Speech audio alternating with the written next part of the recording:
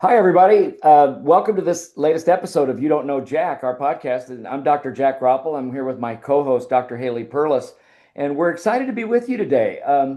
Haley and I have been talking. We're going to talk about a topic that a lot of people don't take on, and it's the idea of preparation for the hard things in life. But here's the little nuance we're going to throw in here.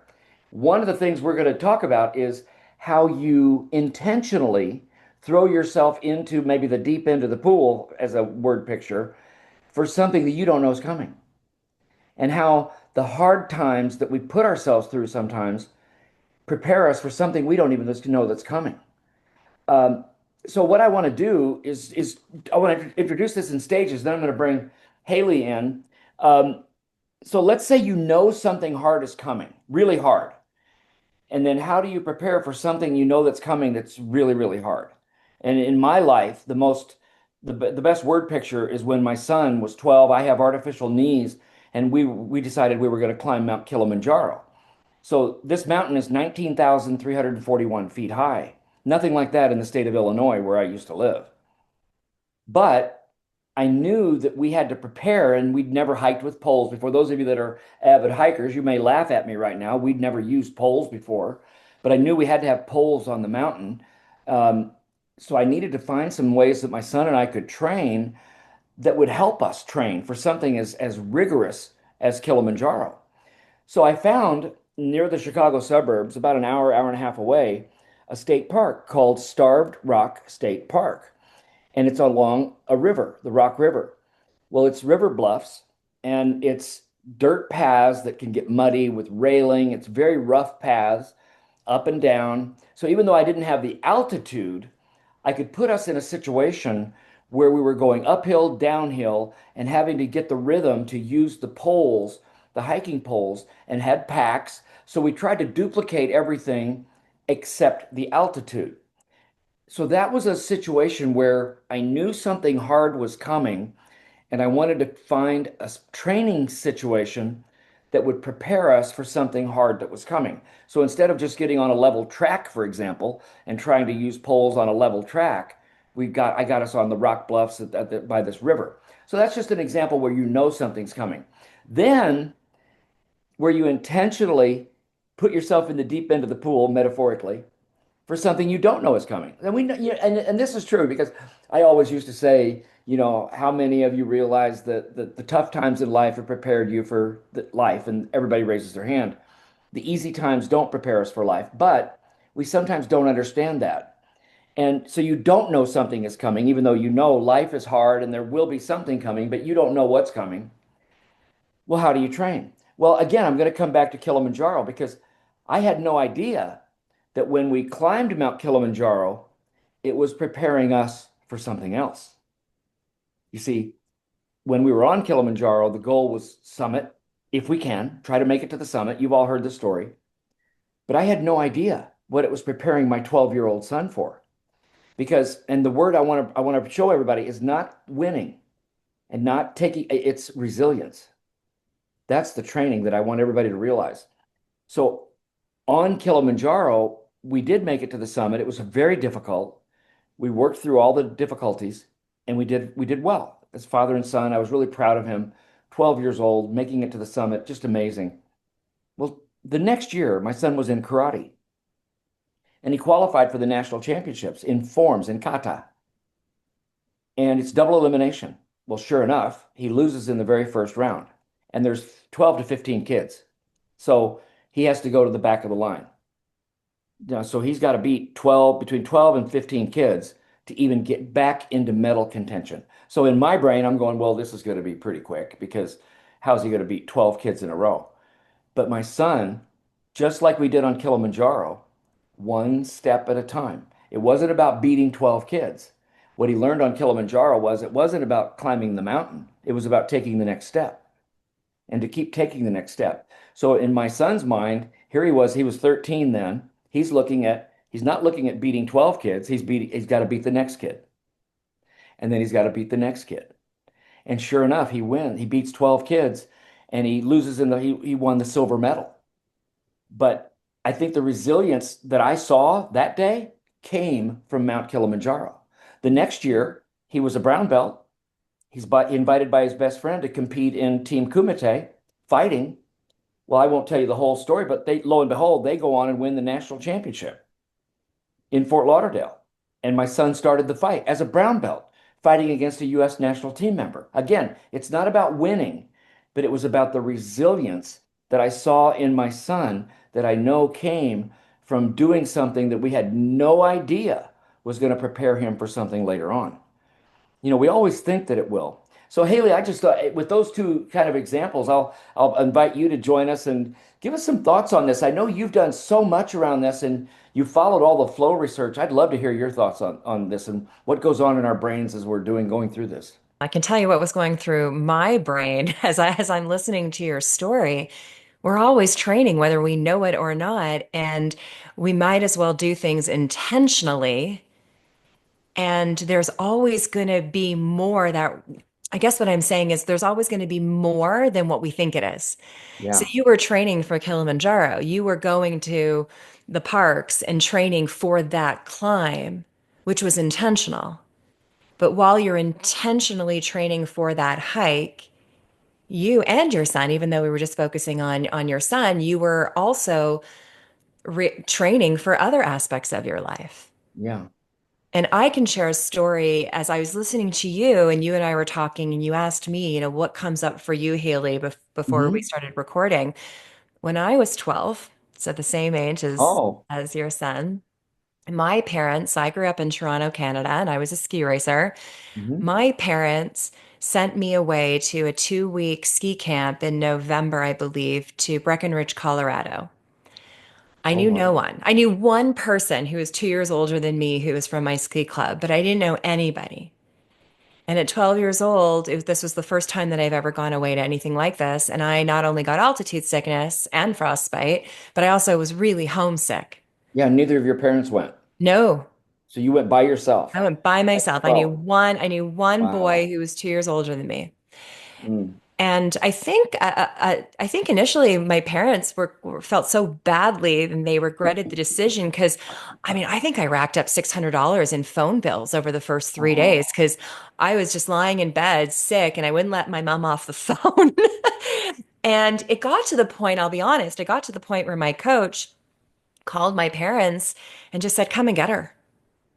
And then I remember it was either my mom or my dad or both, but we had a call and I just said, "You know what? No, don't come and get me. I'm going to figure this out." oh, wow. And I You said stayed. that. I'm Interesting. sorry.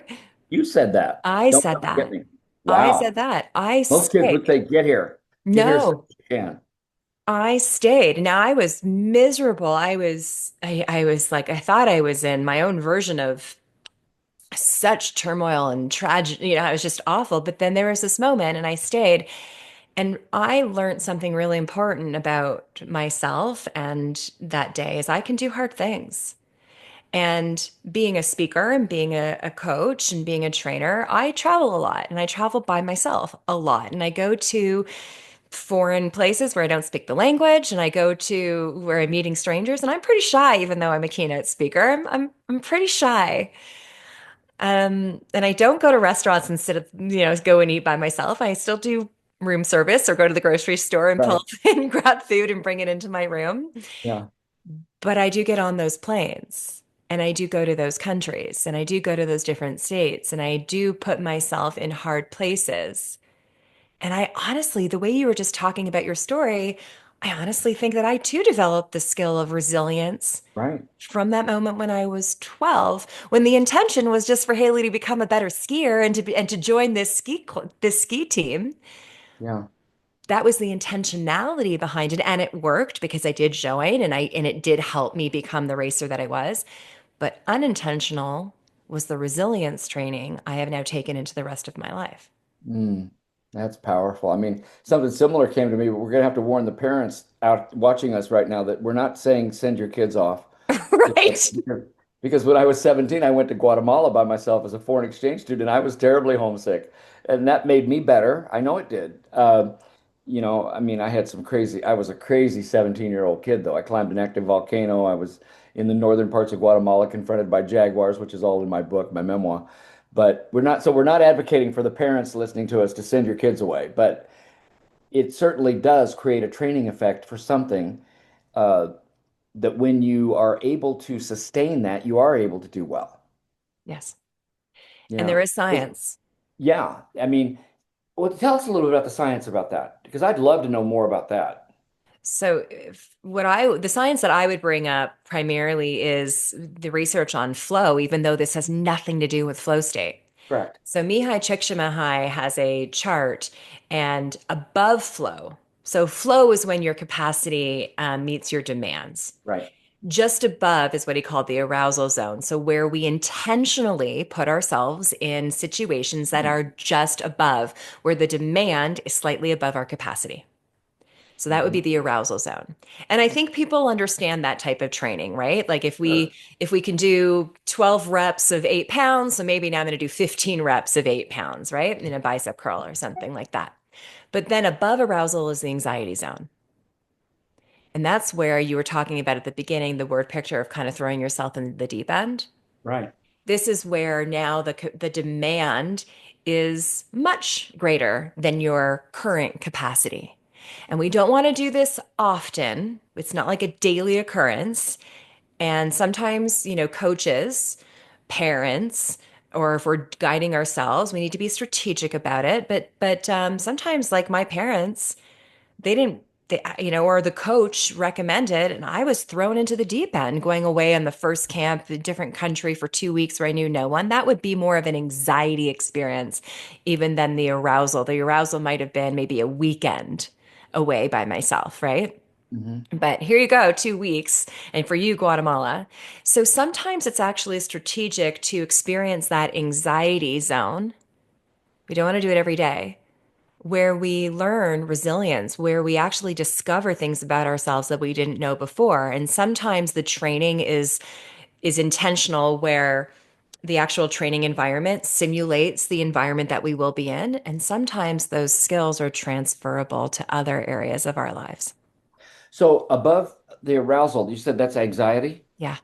So I have a question then. I want to apply this, and you know where I'm going to go with this. When I was 16 years old, my father wanted to build character in my life, Mm. and he had a contact who was the general manager of the National Vinegar Company in our hometown, and they hired me as kind of the maintenance guy. So I had mundane jobs like unloading and loading pallets of vinegar onto big semi trucks and mowing about an acre and a half of grass. I mean, push mower, not a riding mower, you know. So I had mundane kinds of jobs like that. But one of my jobs was at least once a week, I had to climb up on a ladder on top of a 50,000 gallon vinegar vat barrel, 50,000 gallon. I mean, just imagine this is like 15 feet high, 12 to 15 feet high, and then lower myself down on a ladder inside the barrel so that because this is now they've taken all the vinegar out and it's fermented apples is what it is and apple rinds and cores. I can see you. People, everybody watching this is like, because it does create a gag reflex. Because this is what I want to get at with the science, arousal versus anxiety. Because I hated this part because you have to wash down the walls to climb all the way down because the smell is just overwhelming. I mean, literally, it's like a gas and I had to squeegee. They called it vinegar mud.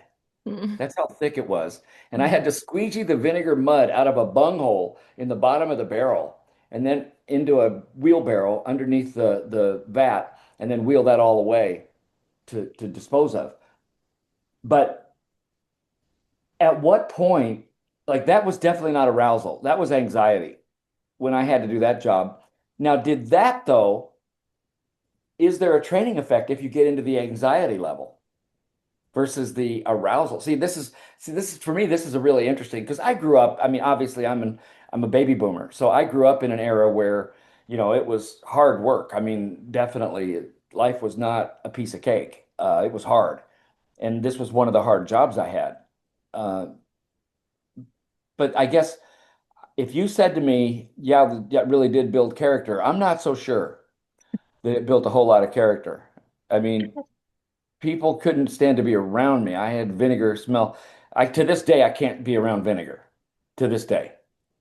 Well, it may not have helped you in a career including involving vinegar. But you tell me, think about your life, and is there some way that you now sometimes show up to do a job that scares you, that disgusts you even, that is just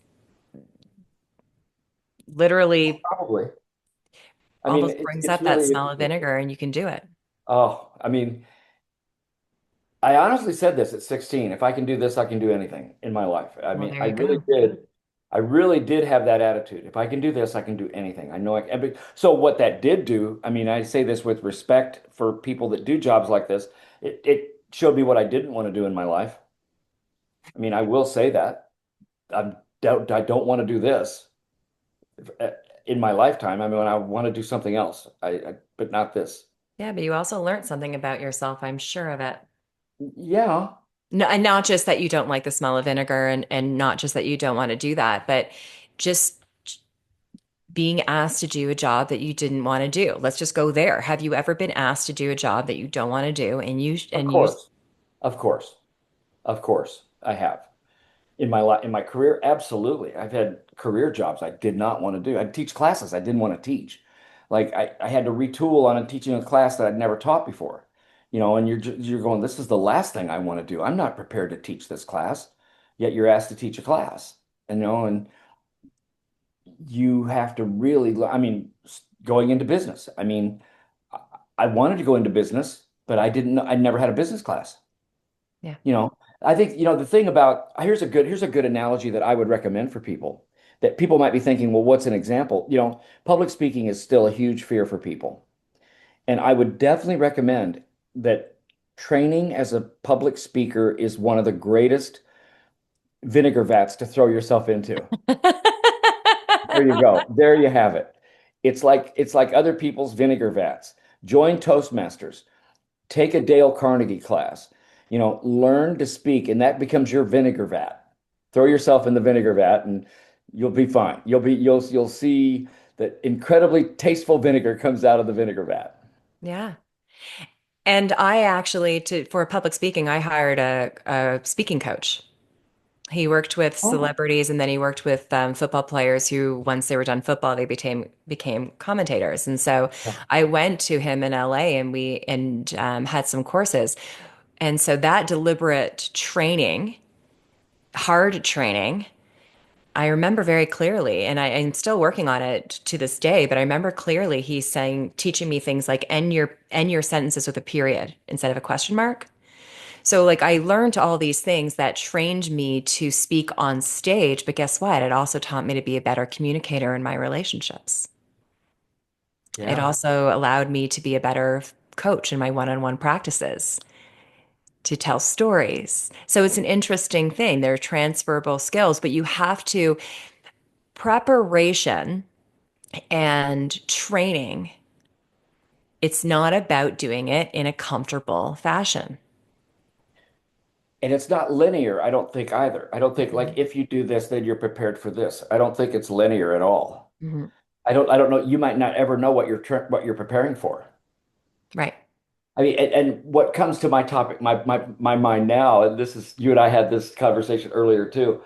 I love this because we've all experienced this when we're in high school and algebra. How many of us, when we were taking algebra for the first time, said the following to themselves? I don't know why we're doing this. I'm never going to use this in my life. And I would venture to say everybody watching this right now said that to themselves. You're laughing at me. Except, no, I laugh, but except me. I took math classes as an elective. I loved it so much. But other than that, you go You're an ahead. outlier. You're an outlier. You're not the norm. You're not normal. I could choose other courses where I would say, what am I going to do with this life? But yes, or Right. with this class, yes. So for the point of example, Dr. Perlus, let's use algebra, even though you loved algebra, excuse me. Um, the idea that we don't think like let's use algebra as an example though. Yeah. What we don't realize as a 16-year-old junior in high school, we don't realize that it's teaching us how to reason. It's teaching us how to think, how to process, how to solve a problem. It's not about the algebra. It's about the process we're going through in learning to mold the brain. And I think that is such an important lesson for people to understand that sometimes we go through the mud, the muddy slopes of life. I mean, and I say this in my book, on Kilimanjaro, I kept saying, "Oh my God, more mud!" Like Indiana Jones and the Raiders of the Lost Ark, snakes. Why does there have to be snakes? And I'm going, mud. Why does there have to be more mud? Why does there have to be more shale that with my artificial knees I step on and it slides, and Mm. your heart rate goes up because you don't know if you're going to fall or not, and you just start questioning why. And yet at the same time, we don't understand the growth we might be getting out of that. And it's okay. Just believe Yeah, me. it's okay. Like some of us, I guarantee somebody's going, yeah, there are people in the world like Dr. Perlus who loved algebra. But you know what? It's interesting because I actually thought it was because I loved problem solving, Yeah. analytical. So I did enjoy it, but there are other classes, English was not my, even though I'm a so funny. My older brother laughs because English was my weakest link, and yet I'm an author and a content creator Oh, and a that's funny. speaker, and I'm so That's funny. shy, but yet I'm a speaker. So it's, but Yeah, yeah, you're so we quite all have articulate for those. somebody that didn't do well in English. No, Yeah. no. So we all have those. We all have those experiences where we're like, why are we doing this? Yeah. And there's always going to be a purpose, even though we can't see it. And then there are going to be times where we know. So I'll never forget one of my friends who is a TV star. He and I went for a run one day, and he was teaching me how to run. But then we went, I think he was telling me about his workouts and his his TV shows, he needs to have the body. He just those are the roles he plays. And I remember him telling me, so he was training for big physically demanding roles. And he would say, every time in the gym, I have one goal, and that is to get to a point where I'm like, why am I doing this? Because it Wow. sucks so much. He wanted to get to that point. That was almost the goal. Because Interesting. he needed to build his body. He was training for this role, and he was training to do these pretty physically demanding feats on camera. And I remember him sharing with me, so he was purposely, intentionally doing hard things in the weight room for the purpose of being able to do those things in his performance. But I guarantee he also taught himself about resilience and not walking away from hard things and showing up, which will help him in other aspects of his life. See, and that's a really interesting example because I think it's easy to think about somebody who's in the media, a star, and that they're doing it to look good. So then there becomes the vanity piece, when in fact, he's really not doing that. He's doing it because he has to have the role that he has. So it's not maybe there is a vanity piece, but that's not what that is aside from his goal of achieving those roles, which is his level, his way of making income, his career. Right. So he has to have a certain look for his career. And that's an interesting phenomenon because a And lot it of would, people, yeah, they lift weights to try to look good or lose weight or whatever it might be, have a smaller waist size, but it's not to raise my level of income right. or No, it have was his improve job. my career. Yeah, it's his job. And he had to do actual physical activities on camera that required his certain stamina and certain power and certain strength and endurance. But that Yeah. training for sure transfers into other areas. And then I know that in the world of sports psychology, working with athletes, working on focus, like developing the skill of concentration, developing the skill of emotional regulation. The best times to do that is actually after you've had the physical training. So you've already been out on the field for an hour or two and you are emotionally, physically, mentally exhausted. That's the time where we still, hey, hang in there for another 15, 20 minutes. We're going to do visualization exercise. We're going to do a concentration exercise. We're going to do these exercises because you're feeling tired. So we're going to practice these mental toughness skills, if you will, in an arousal zone, in an anxiety zone. See, I think that's an important takeaway for our listeners and viewers. The idea that because a lot of people have this way of thinking, myself as a coach. I won't even tell you what it is, but the idea that strength training should happen after you work on technique so that you're fresh for technique.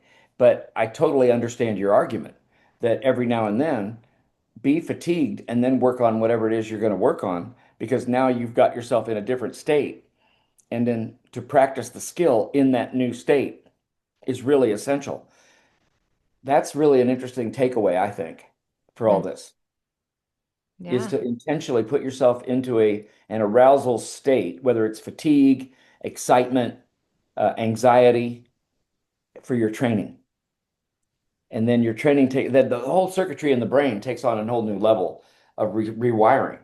yeah. So Even if it's you're fascinating. even if you're a student studying or an attorney reading, documents or, anybody studying for an upcoming project or proposal, you get to the point where it's like, okay, I'm done, right? You're tired. Let me go and take a break. And we all know that you and I believe in recovery breaks. We've talked to about oscillation and the need to renew energy. However, maybe you can hang on and read one more page. Maybe you could go through one more module. Push yourself in that arousal zone. And sporadically, I shouldn't say sporadically, that's not the word I'm looking for. What's the word I'm looking for? Just occasionally throw yourself into the anxiety zone too. Yeah, yeah. And for the parents out there, we're not condoning all-nighters. That's what we're not condoning all-night study sessions or all-night cram sessions to take exams. We're not doing that because we do need recovery. So yes, we want to incrementally add a little bit of stress, but we don't need to do it all at once with those kinds of things. Haley, I love this. I love this conversation. I hope our listeners, I hope they'll comment, they'll ask us questions, they'll come back to us on situations that they've been through where they've had growth that they maybe didn't expect. Uh, it's Well, really I want to say that you helped me today. I haven't thought about that ski camp in a long time. wow. And so just listening to you introduce the today's topic and introduce and listening to you talk about your story, I was like, oh, so it really actually helped me Right. because the next time I'm in an uncomfortable, wait a second, I have this skill, I have the strength because I Yeah. developed it when I was 12.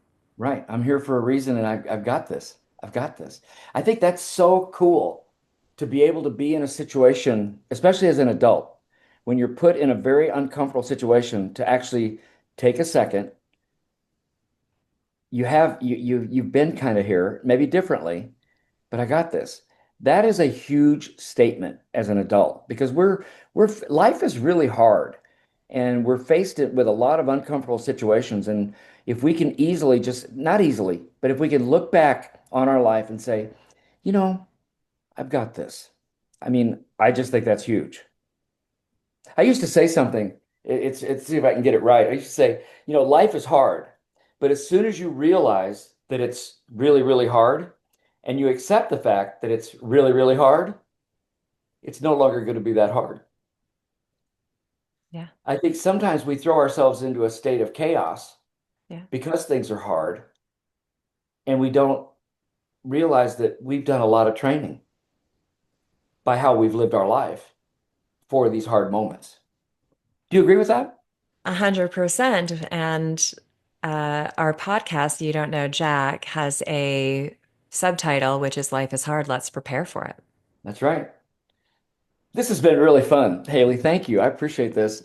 Um, we hope all of you will comment and question. We'd love to hear from you, but please make sure you uh, take a look at our partner that we both work with, Evolve Leadership. If you're interested in energy management training or team building, that's where we both are involved. And then Haley's book is Personal Podium. I endorsed the book. I'm behind it 100%. And my memoir came out earlier this year called Mountains Within, where I tell it's mountains within a life of success, a life of achievement, a quest for meaning, and the mountain that changed everything. So it's the back set is Kilimanjaro, and then I decided to write my autobiographical memoir around that. So we just invite all of you to stay involved with us, and thank you for joining us on this episode. Kaylee, thank you so much. This has been fun. Thank you. You brought things back to life for me. I love it. I was so happy that you chose this topic and that we got to discuss it. I'm honored. Thank you. Thanks, everybody.